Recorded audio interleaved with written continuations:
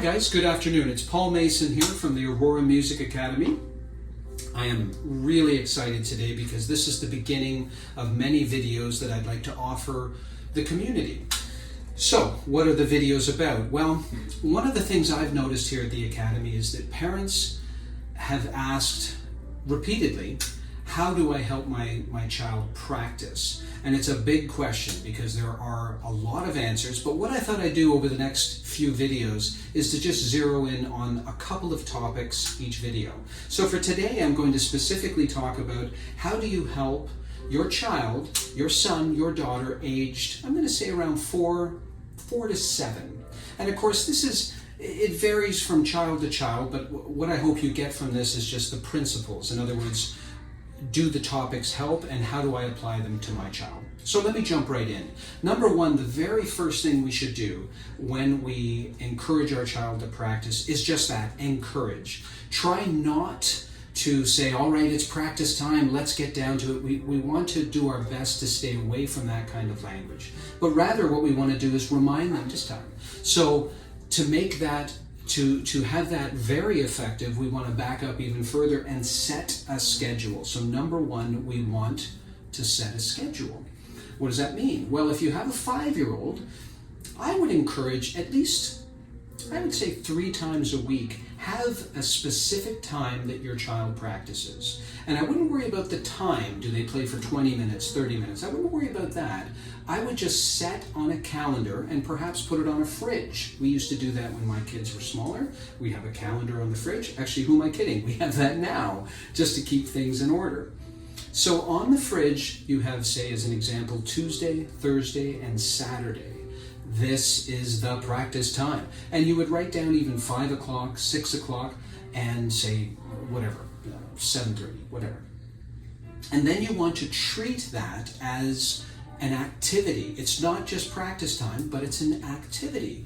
Just as you have soccer practice on Tuesdays, you have karate on Thursdays. Well, we have practice time, and you really want to lock into it.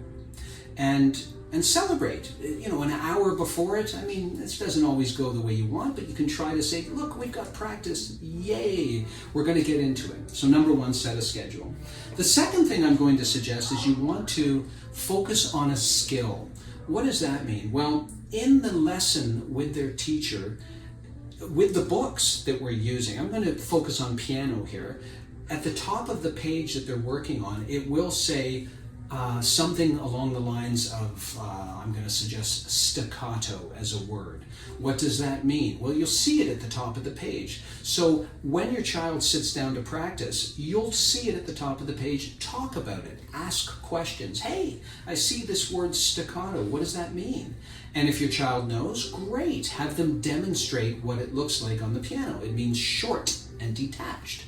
And if they don't know, that's okay too. That just means it hasn't sunken in and they haven't retained it. So what you can do is say, oh, I see here it means this.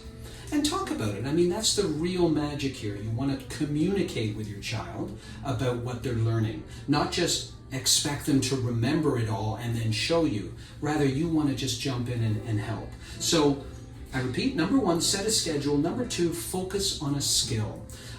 Some other examples, depending on where your child is in the musical journey, it could be, if it's at the very beginning, you focus on how to sit at the piano.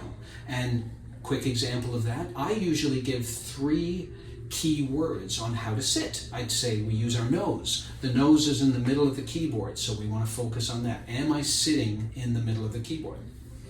Second thing is our knees. Are the knees just under the keys where you're playing? So nose and knees. And then I think back. Am I sitting with my back straight? We don't want to have bad posture, just like everything. So nose, knees, under the keys, and back. That's one thing.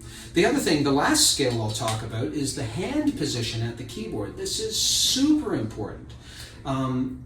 Because it takes time to develop the physical strength to move the fingers. So you want to ensure that you have the right hand position right at the beginning. So what does that look like? Well, we use the examples in our wonderful books, the Faber and Faber, of of the idea of flowers blooming. Sounds kind of silly, but not at this time of year when flowers are everywhere. You can use that, you can tie it into your beautiful garden that you may have. And it works simply like this. You ask your child to just make a fist, turn their fists over, then they open their hands slowly like a flower blooming. And it's called just that, blooming flowers. So, and then they turn their hands over. We want a rounded handshake. A lot of information there. The last one I'll say is, that ties into that, is there's something called making O's, where they literally just make a little O with their fingers. And the idea here is that they're touching their thumb with each finger with this part of the finger, so that when they touch the key, the fingers aren't flat, playing like this. I hope that makes sense. So, a couple of things I'm going to leave you there, and the next video I will elaborate even further on other skills. But I repeat, for today then, number 1, set a schedule. Number 2, focus on skills. And when you do these 2 things, you'll find the practice time organically happens. You'll sit down, you'll practice, you'll watch your child. And you don't have to do this every time, but certainly depending on the age and stage, you want to help. That's what it's all about, and develop some habits.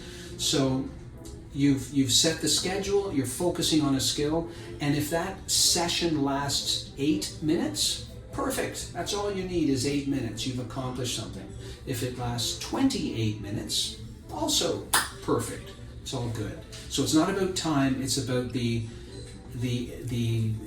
effort and the skill and the focus and the habits that you're developing.